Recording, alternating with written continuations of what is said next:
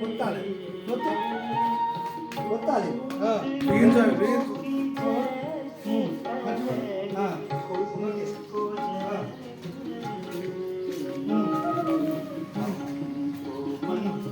కాలు కలుపురి దీన్ని మేరుదండాసనం అంటారు. ఇది కూడా సమాంతరం కూడా వక్షస్థలం మధ్యలో ఇక్కడ అనాథ చక్రం ఉంటుంది. ఇక్కడ వీటిని వచ్చి పట్టాలి. అనాథ చక్రం ఇది మేరుదండాసనం అంటాం. అట్లా ఉండి గట్టిగా వెరీ గుడ్ గట్టిగా ఉండాలి.